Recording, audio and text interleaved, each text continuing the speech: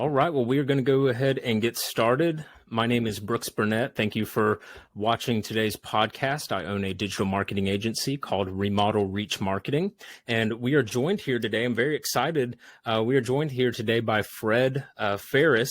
He is the CEO of the Aspire Institute. He is a business coach. I'll let him actually kind of give a brief introduction of himself rather than, misspeaking or misquoting or anything like that. So, Fred, go ahead and tell us a little bit about yourself. Kind of give us your personal history and how you got into the world of, helping out contractors.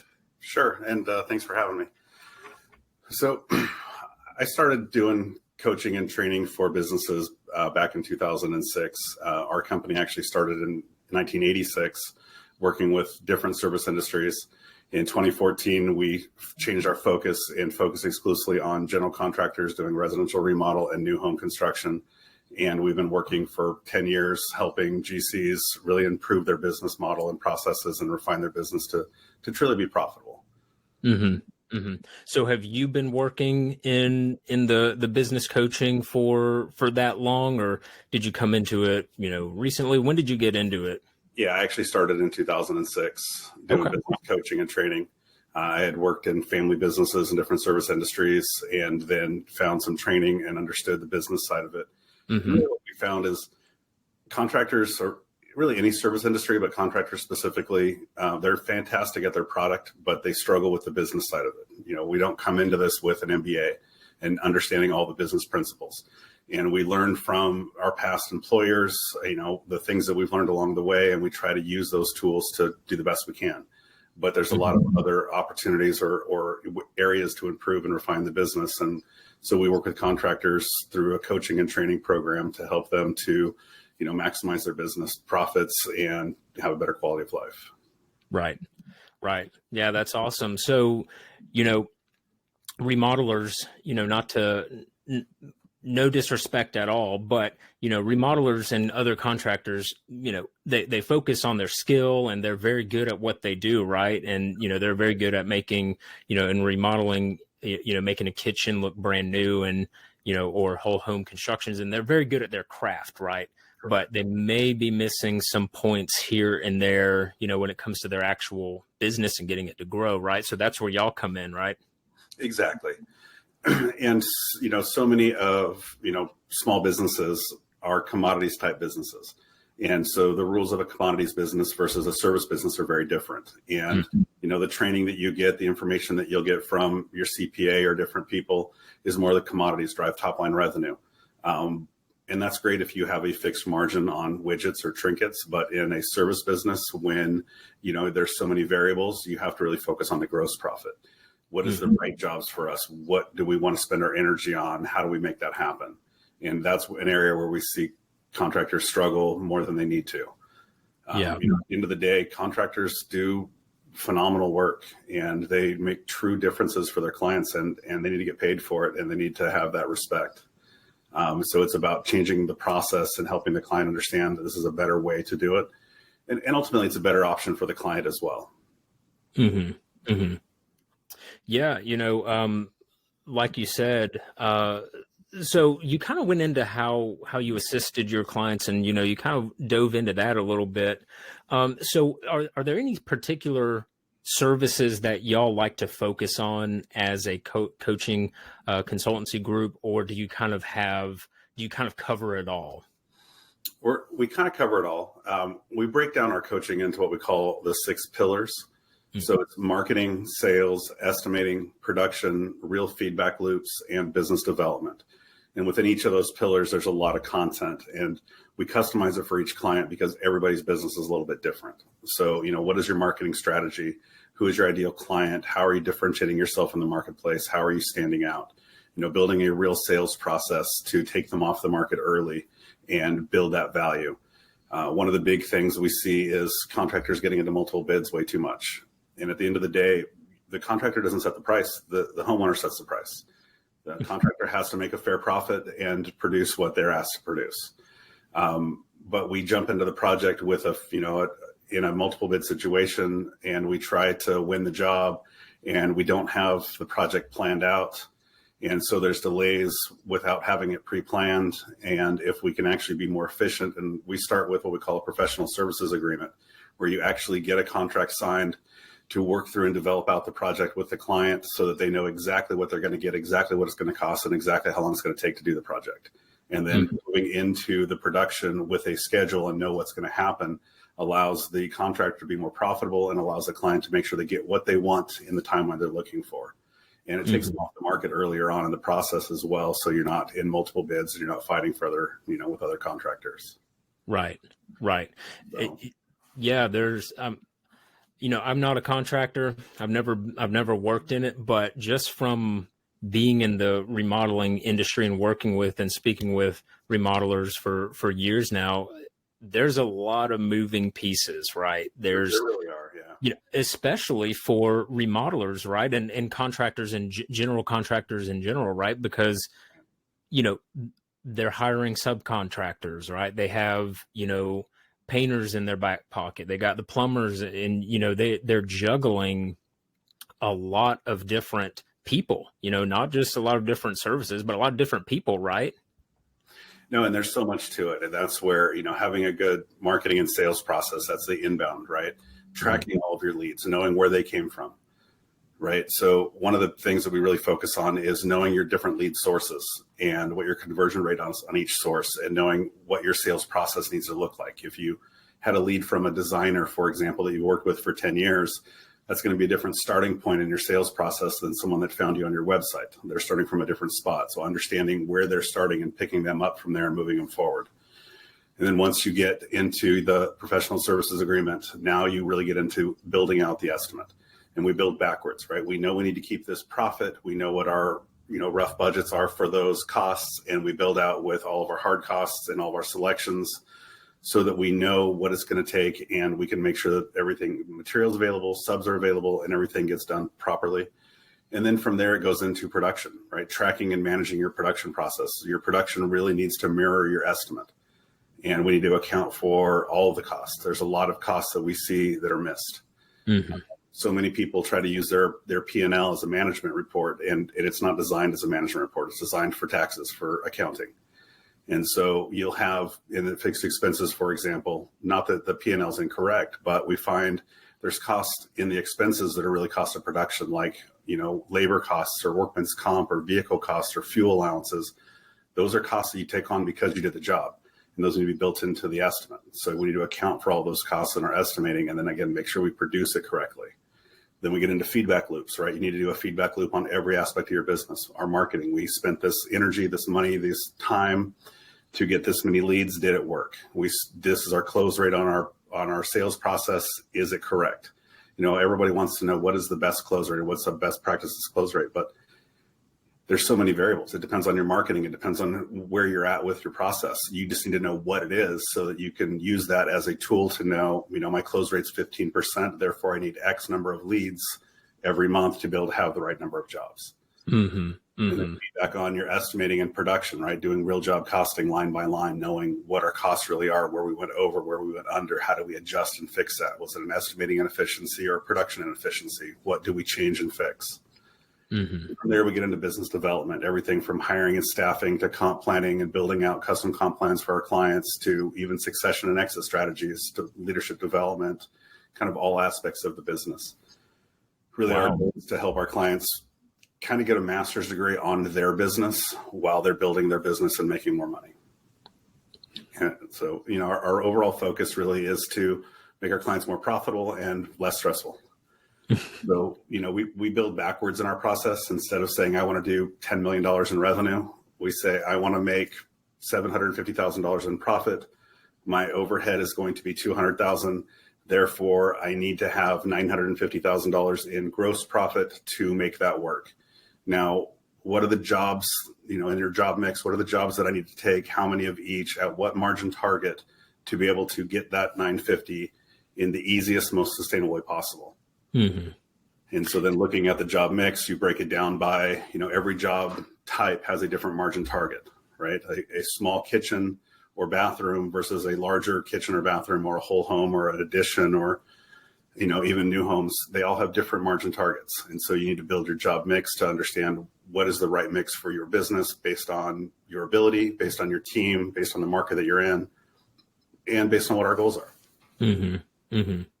So it really sounds like what y'all do and what y'all specialize in is giving your customer just a very clear picture of what their business looks like and giving them some very specific, I don't know if goals is the right word, or like a plan, right, to meet those goals in really in every aspect of their business, right? That's exactly it. Yeah. What we find, contractors are fantastic at implementing tactics. Their clients come to them with a vision or a goal, and they come up with the tactics to make that happen. But they run their business off of tactics, and they don't have a strategic plan. They don't know where they're going. And so if you don't know where you're going, there could be some good tactics, but they could go the wrong direction. They may not be a fit for your business. So we really start with understanding where the business is now. Where do you want it to be? And then what are the steps that need to be taken to get from here to there? Mm-hmm. And work through those steps and customize the process for every client so that they get to those goals. Right. Right. Yeah. Cause, like we were saying, remodelers and general contractors, they have so many different pieces. Every remodeler that I speak with, they have a different sales process.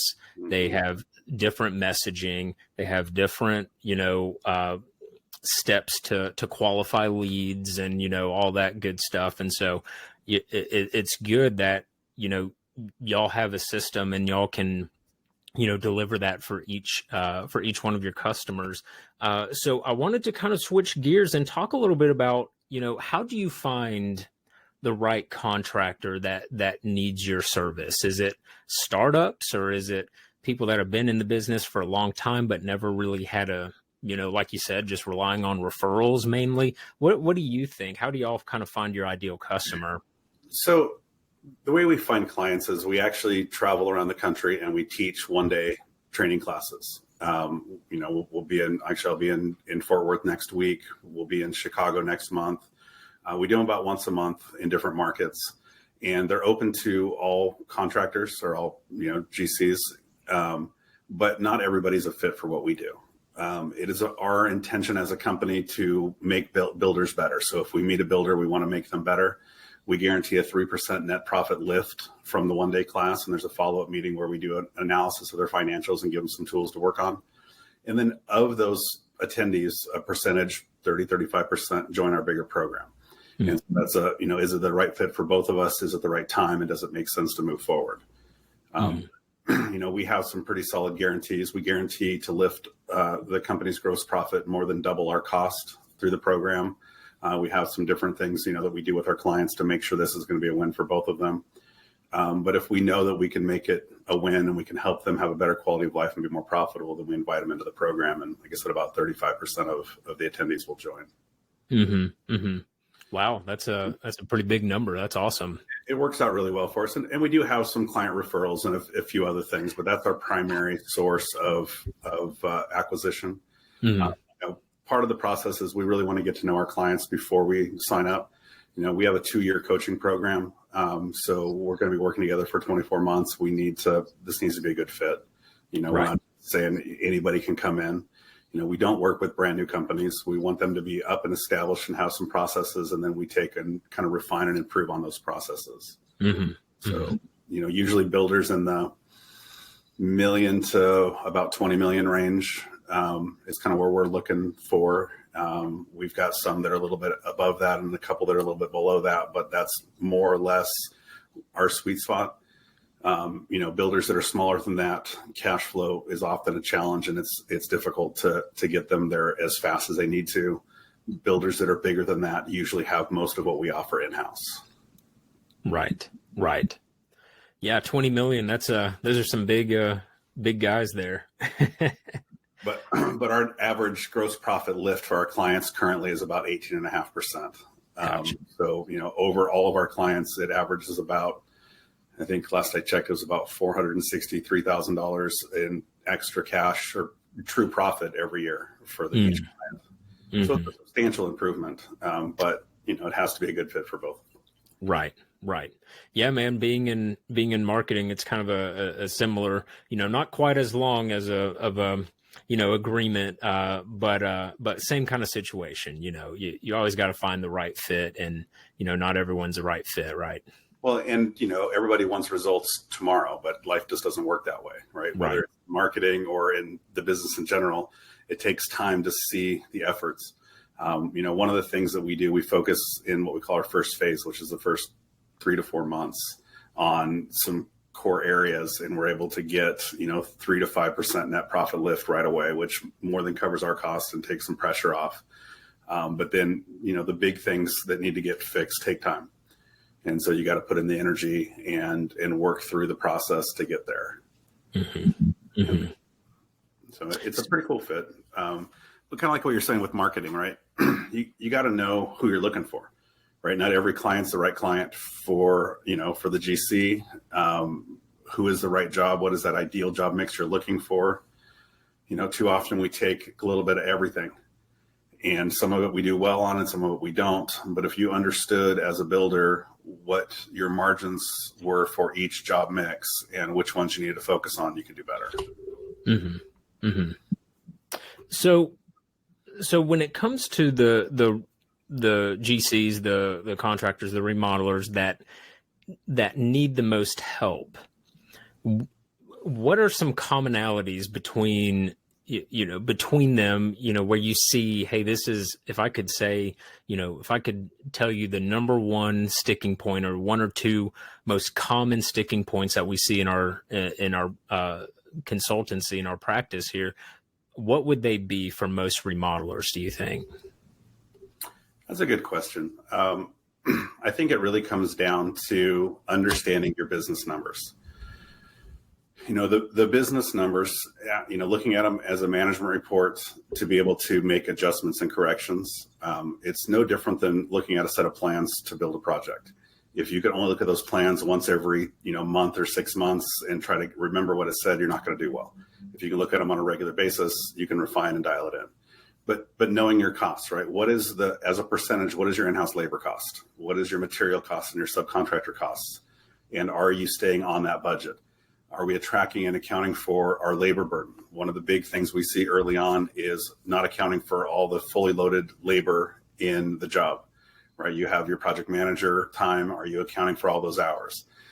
Your field guys, even your sales and supervision time needs to be accounted for. But it's not just the labor cost, right? There's payroll taxes and workman's comp and vehicle costs and uniforms and vacation days and holiday pay. Are you accounting for all of those costs broken down to an hourly rate? Mm-hmm. Even little things like everybody wants to do a Christmas party or a Christmas bonus at the end of the year, but where's that being accounted for? Let's say that we wanted to add $1,000 a year for a Christmas bonus / party. That's about 48 cents an hour. So we add 48 cents an hour for the year, and now that money is accounted for, and we can pay that without it coming out of the owner's pocket. Mm-hmm. That is a cost of your compensation package to that employee, and it needs to be accounted for. So truly understanding the numbers, I think, is the big thing. And then, again, it's kind of starting from the bottom, right? What do we need to charge to make a profit? How do we build that value in our marketing, our sales process? Who is that ideal client that's looking for that? And how do we put those together to get the right outcome? Mm-hmm. Mm-hmm. So one thing that I hear very commonly when speaking with remodelers is, finding the right client, finding the right customer for their business, right? And typically what they mean by that is finding the customer that's willing to pay the requirement that they're looking for, right? And so is that a good strategy, just to, hey, we need to raise our prices, we need to start going for more high-end, bigger projects? Is that a good strategy for solving some of these financial problems and some of these number problems? Not by itself, but it could be part of a strategy. Mm-hmm. So bigger jobs don't necessarily fix the problem. In fact, you got to know what your company is good at.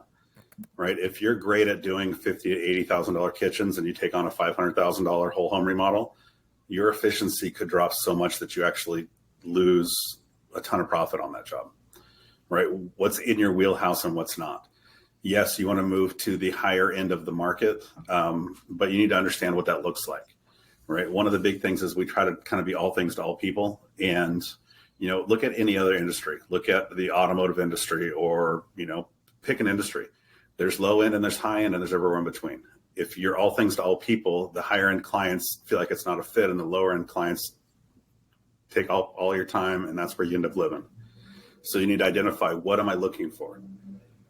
I think Toyota is probably a good example, right? Toyota started as an entry-level car. They built up their brand. They got into the mid-level market, but they weren't a high-end car. And so they rebranded a second company as Lexus, and now they market to a higher-end client.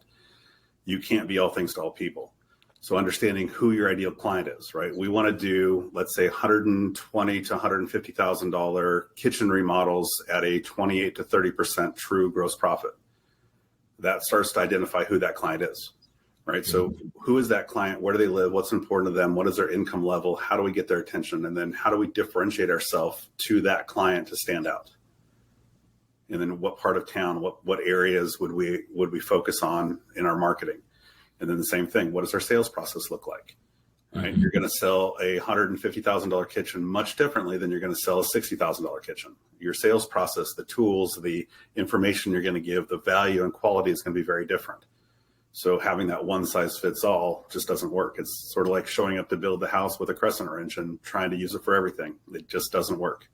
But too often we limit our tools in our sales and even our estimating process. And so we don't have the right tools to fit what that client's looking for. Mm-hmm. Mm-hmm. Yeah, man. Definitely. Oftentimes I see when speaking with remodelers, they have a very wide range. I always ask them, what's your average service, cost? What's your average kitchen remodel cost? Your average bathroom remodel cost? And they're like, well, it ranges from, $50,000 to $300,000. And it's like, well, that doesn't really help a whole lot, And so, what would you say to those remodelers that say, well, we kind of take on every job, as long as it's more than, 30,000 and all the way up to like 500,000, what would you kind of say to them? Be careful. You can do multiple different job mixes, right? We can do a $40,000 to $70,000, project. We can do a 75 to 120, but each one of those projects have different risks and they're different factors that you need to account for, and they should be different margins on those jobs, right? If we're doing a $30,000 to $50,000 bathroom, for example, you probably need to have somewhere around a 42% true gross profit. If you're doing a $80,000 to $120,000 kitchen, it's probably closer to 32, right? So understand what those margin targets need to be, understand what your true costs really are, and then position and market yourself to appeal to those clients and differentiate yourself in a way that you stand out to that ideal client. Mm-hmm. And the cool thing is when you do that, you don't actually need as many clients, right? So often we're driving top line revenue and we're trying to get to that 5 million, 10 million, whatever that number is. But when we build backwards and we say, we need to have, let's say it's a smaller company and they want to make $250,000 in profit after they take a functional paycheck, and their true overhead, once we've pulled out the variable costs, is, 120, right? So they need 370 a year in gross profit. Well, you can pretty easily get that at $1 million in revenue or $1.2 million in revenue, depending on your margin. And depending on the jobs, again, that might be 8 or maybe 10 jobs a year. It's not 20 jobs. It's not, $500 or $5 million. It's building backwards and saying, what is my goal and how do I get there in the easiest, most sustainable way possible, not the hardest way. Mm-hmm. Right. As the world is starting to shift and change, right, we're coming off of what I would consider the best we've ever seen in the industry, with basically free money. Everybody stayed at home for 2 years and wants to remodel, fix up, add on to. And now with inflation, there's a pinch, interest rates are coming up. Money is a little bit tougher to get. So things are cooling off. But, if we kind of look back, the market today, while it's tougher than it was in 21 and 22, it's better than it was in 18 and 19. This is still one of the better markets we've been in. but we need to adjust our process, right?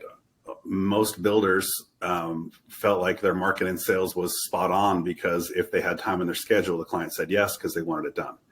We're going back to, you actually have to be a professional and do great at your marketing and sales to be able to win the job. That's something that I've definitely encountered a lot when speaking with, when speaking with a lot of remodelers. They refer to them, at least around here, over here in Georgia, they call them tire kickers, right? And people who, but in reality, they're not really tire kickers. I mean, they're interested, but they're just prospecting, right? You're no longer the number one that they're just going to go to and sign the dot immediately, right? They're looking around, right? Are you seeing kind of the same thing? No, absolutely. And that's where your marketing and sales needs to really be refined. There's a lot of people that want to do a remodel project. Whether or not they can afford it is a different story, right? We see a lot, right? People get their ideas from HGTV, which is great for the idea side of it. But the reality is, it's not going to be 10 days. It's not going to have a big reveal, and it's not going to be $26,000. Right. These parts are not real. So we need to understand, again, where's the client starting and what education do we need to give them, right? Expectation management and, education is a big part of what we do. If we don't educate them, they're going to go try to find the information on the internet and can't really trust that. So we need to understand their sales process, understand where they're starting, and pick them up where they're starting and educate them. One of the tools that we build for our clients, we call a speed estimator. And you use it in the sales process in that first meeting, right? You go in, you talk to the client, you get to know them, you understand their buying motives and who they are and what they're looking for and see their vision. And then you can give them a range of cost based on past projects that you've done similar to that. So you take your data from past projects and you can give them a quick range. You can say, I don't see, with what you're talking about, I don't see this being done for less than $55,000. It probably won't exceed $95,000. Does that work for you? If it does, we can move forward. And if it doesn't, then that's fine. We can talk to them at a later date. But it doesn't just get dropped, right? That should go into our follow-up because we paid money for that lead. We spent energy on that. We need to stay in touch with that client and put them on an email drip or have some kind of regular communication, because while maybe now is not the time or now is not their budget or that's not their budget, they have interest. And at some point, they will. And then those that do say yes, we say, okay, what is your number? Right? If they say, I can't spend more than $75,000, no problem. We can absolutely build this for $75,000, but we need to be careful and work together through the development of the project and selections to make sure that we get your vision at your budget. Instead of just going and letting them pick whatever they want and then trying to cut our margin to make it fit in that budget, we build backwards and say, this is how much you have for cabinets and for countertops and for, fixtures and finishes. And this is your budget. And so we build out that estimate. It's right at the number we told them. We sign the contract and move forward. And it's a much better fit for both the contractor and the client. Right. And, that's at the end of the day, that's the ultimate goal, right? Like you said, it's a relationship, it's a relationship between you and your customers. It's a relationship between the remodeler, the contractor, and their customers, because like we were saying, remodeling is and general contracting is a trust-based home service, right? Hiring a plumber, hiring an electrician, hiring these other guys, these are all good, right? And, you have to have some type of trust, but these remodelers, they're going to be in your home for possibly 2 months, right? And longer sometimes. And so, making sure that trust is being built immediately and as fast as possible is definitely encouraged, right? Absolutely. And really understanding where your customer's coming from, right? This is their biggest investment in most cases. This is probably the first or maybe second time they've done a project on their home. And they don't know what to ask. They're so intimidated about, of us that they don't understand what to do or where to go. So showing them a process, helping them visualize how it works, right? Taking that, I get where you're coming from. Let me help you, show you how this is going to work. And at the end of the day, you're going to be working in their house around their family and all of their prized possessions for months. There needs to be a level of trust that is sufficient to make that, work well on both sides. Right. Yeah, it's a big process, man, and I can see, I can definitely see the value that you give your customers. It's more than I originally even thought, working with remodelers, because we're mainly, or marketing in general is mainly on the front end, Sure. but I've learned, kind of like you've been explaining, I've learned that remodeling's different. You can't just drop them 20 leads a month and call it a day. That they come back to you with questions. How are those leads? Where did they come from? Where, how much are they? Are they good? Are they tire kickers? And all that good stuff. So, Well, and tracking your leads is so critical, right? If you have more leads than you can handle, then you need to build in some filters into your funnel, right? Let's filter out some of the wrong leads so that we're spending our energy on the right leads. If you're doing 15 sales meetings a week, you're not able to spend the right amount of time on any one of those. Mm-hmm. But if, half of those are tire kickers or not ready, what can we build into our process to still keep them, warm and or move them along, but spend our energy on the 5 or 7 that really we can build value with, and spend a little bit more time with each of those and sell the right ones. Mm-hmm. But being able to adjust that process, right? Turning it up and down based on how many leads we have coming in each category. But even more than that, things like building out a cash flow projection to know where we're at every month and for the next 8 or 10 or 12 months. Ideally, you want to have your jobs built out for at least 9 months to a year and be selling after that. If you need to sell a job that needs to start in April, you take whatever comes along. If we need to sell a job that needs to start in November, we can be a little bit more selective. So part of this is understanding where you're at for cash flow, right? Once you have your numbers and you're tracking them, and that your in-house labor as a percentage costs you 21% and your subs cost you, 16, and your materials or whatever it is, 18, let's say. You can project forward and look at your progress payments on every job, and you can know how much cash you're going to have in the bank every single month. And then you can look and see, when do you need to start a new project? And if you need to start a project in 3 months, that's probably going to be a smaller kitchen or bathroom. That's not going to be a whole home, because a whole home might take you 8 or 10 months from the time the client first reaches out till you start the project. Mm-hmm. So that's one of the other things you want to track is on each job mix, what is the time from when they first raise their hand or have interest till you start the project and until you complete the project. And if you know those timelines, then you can build out your schedule better and make sure you're not overselling or underselling your time. Mm-hmm. Mm-hmm. Yeah. And so that kind of takes me into my next question here.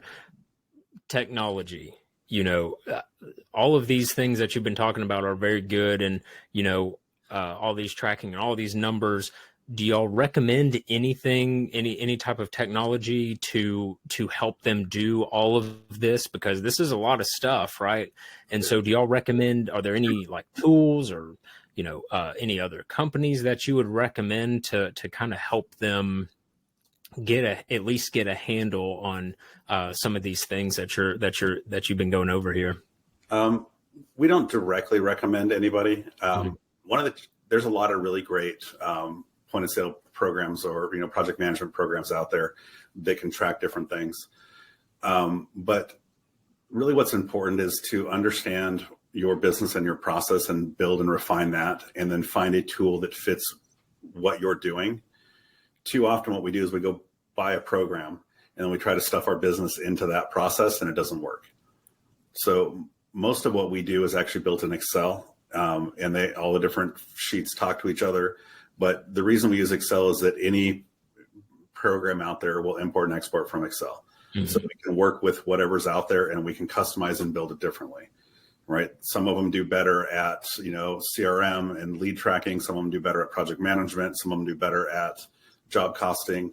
What is the right fit for your business, and what is the technology that buys you back time? Technology is a great tool, but it has to buy you back time. If it takes you longer to use it then it's not getting where you want to go. Mm-hmm. That's a great way to look at it. That's a good analogy there. So when it comes to specific pieces of technology, do y'all recommend really? I know you mentioned you don't really recommend anything specifically, but so how do you know what someone needs and what maybe they don't need? Like if they're struggling with sales, do you say, hey, well, you need a CRM, and here's some good options, and, got struggling with finances, here's QuickBooks, or, what kind of things do you recommend for, those specific issues? So we're pretty familiar with all the different programs that are out there for construction. There's not, one or two go-to recommendations. It's really about identifying, again, where is the client now? Where do they want to go?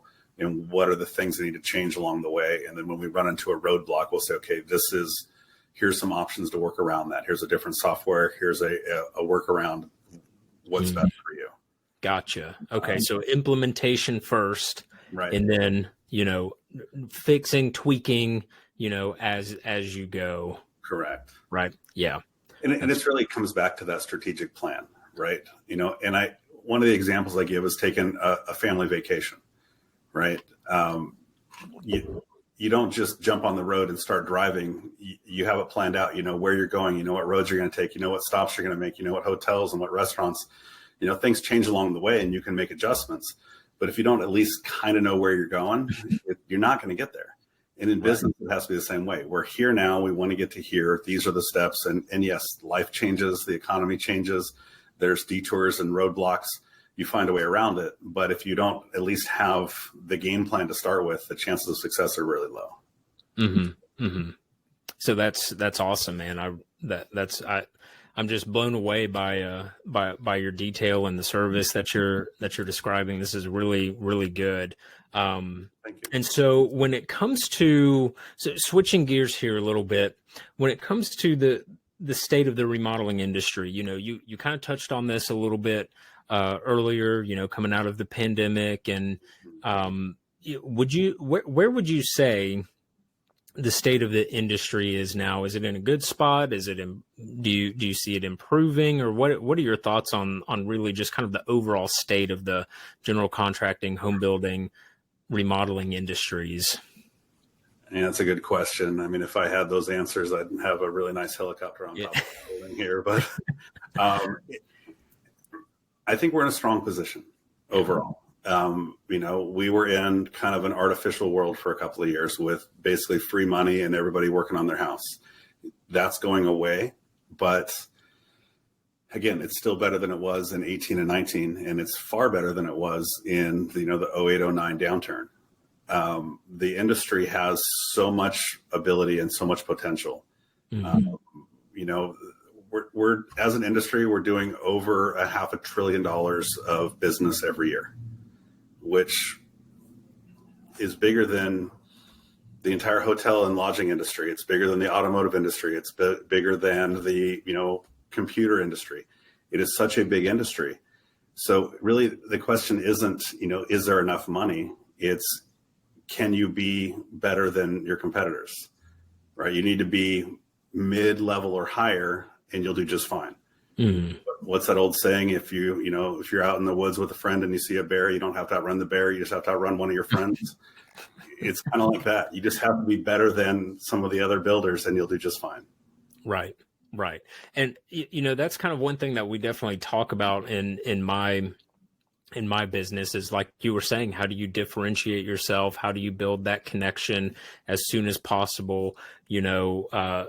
There's a lot of different things that I see that are potential for remodelers to stand out and to get in front of them, their customers, as soon as possible. And, and it seems like that's kind of something that y'all incorporate and y'all teach as well. But so kind of going back to the state of the industry, I've always, after speaking with remodelers and, working with them, none of them really need a whole lot of jobs typically, right? Unless you're like handyman or, carpenter and things like that, but that's kind of separate. Right. And so that's kind of the thing, if there is a big downturn in the economy, yes, your leads might dry up a little bit, but at the end of the day, you're still not needing a whole lot of jobs typically.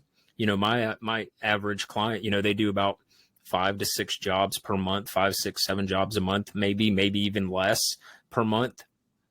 And so, are there going to be 5, 6 jobs per month in your local area, especially if you live in a area with more than,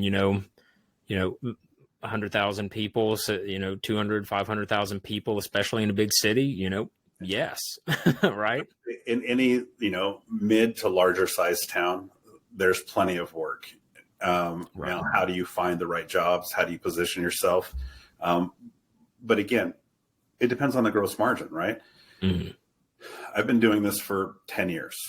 The average gross profit from the one-day classes that we do is around 12% for general contractors, right? For residential remodelers and new builders.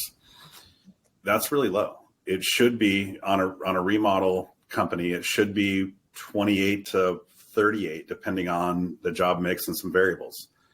So if they're running at 12 or even 15% gross margin and they need 4 to 6 jobs a month to make that work, if they got their margin up to 28 or 30, they could do that on 3 jobs. Mm-hmm.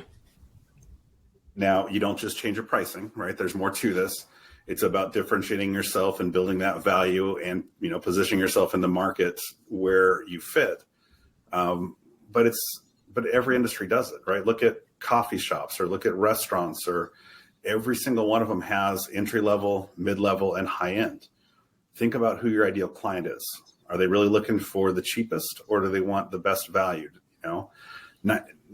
Between 4 and 6% of the population buy on price. The rest buy on value, service, convenience, something other than price. So 94 to 96% of the buyers are buying on something other than price. The challenge that I see is that all we talk about is price. Right? If you talk price, they're going to say price, and I knew it. They're a price customer, right? But if you build other value other than price, right? What is our warranty? What is our service? How do we manage the project? How do we make sure that they have the outcome they're looking for? What other things can we build in to make it not about price? Mm-hmm. And then, hold the margins that you need to hold. Some of that is, or could be in pricing. Most of it's usually in production inefficiencies, things like labor productivity. We look at labor just like any other inventory item that you buy and sell. Right? If you bought a stack of drywall and you took the top third and threw it in the dumpster, you wouldn't be surprised you didn't make money. But when it comes to labor inventory, you buy 40 hours a week from every employee. If you don't sell 40 hours, guess what happens? Right? If we could just refine that by building out our process ahead of time, by managing and planning more effectively, you can be more profitable without charging your customer a lot more money. In fact, what we find is if you build the process out properly to begin with, then you can give them a number that you can stand behind, and you will make more money in profit on that job. And the client's overall cost without all the change orders will actually be less when it's all said and done. So it's a win for both. But you have to put that planning, into place beforehand. Mm-hmm. Mm-hmm. That sounds like a great place to be, right? You're making more money without charging a higher price, and still delivering a great service. Efficiencies, right? We're just not tracking our efficiencies and managing our numbers, and so there's more material waste or labor waste or different issues. Mm-hmm. Mm-hmm. Right. Yeah. Like we mentioned at the beginning, there's all these different pieces, and it's going over my head. All these different things that go into, completing a project, getting landing the project, starting it and getting it finished, that I could see where it's easy to get overwhelmed. And so I can see where y'all services definitely help. Now I do want to kind of finish this up here, kind of just give you a second to kind of go over if there are any other little nuggets of information or some generalized wisdom that you would give to the remodeler that might be at a plateau in their business, might be, at a stuck point where they may be at, $1 million a year, and they've been there for multiple years, and, they're looking to just kind of break through a plateau. I know it might be different for everyone, but if you have any kind of general information that might help them break through those barriers, that would be great. Yeah. There's a lot to it, actually. It kind of comes down to really understanding the business and your options, right? And kind of what I started with is we all pick the path that looks the best of the paths that we are aware of. And, what we know is based on our experience. So sometimes looking at the industry from a different perspective, you may find other paths that are more efficient and productive for what you want to do that you didn't know about. But getting to that level where you're kind of hitting that glass ceiling, if you will, and you're pushing and you kind of never get past that, you need to stop and take a different approach. That's not going to work. There's a really good book called What Got You Here Won't Get You There, right? It's the strengths and talents and ability that got you to this level of success become the very things that hold you back at the next level of success. So you have to stop and take a different approach, but really understanding what you're trying to accomplish and what is that path. I kind of look at businesses like this machine, kind of imagine this big machine, and there's a funnel on the top where all the dollars come in, and it comes through and it pays your in-house labor and your subs and your materials and your indirect costs and your overhead. And what falls to the bottom is your net profit. And if you've got a business that's consistently generating the same net profit, that's because that is the business machine or the business model that you've built. Until you take that machine apart and rebuild it to generate more profit, it's never going to be fixed. You can't drive it hard enough to get there. So you have to take it apart and readjust your business model, readjust the processes, right? Whether it's your marketing or your sales, your estimating, your production, the way that you do it is your model. And if you don't change that, you're not going to get anything different. Mm-hmm. Mm-hmm. That's great, man. Well, Fred, I really appreciate you taking the time to come on the podcast here and speak to all of the remodelers that are watching this or listening here in the future, and teaching me more about the industry. And I really appreciate you taking the time, man. Absolutely, my pleasure. Thanks for having me. And one thing I did want to offer for any of your group that would want, I'd be happy to have a consult with them, talk to them about their specific areas or details or challenges, and give them some tools to help improve on some areas that they're struggling with. Absolutely. Well, all right, man. I appreciate it. And thank you very much for watching or listening on Spotify and Apple Podcast, the Remodeling Success Podcast. My name is Brooks Burnett, owner of Remodel Reach Marketing, and we will see you guys in the next episode. All right. Thanks.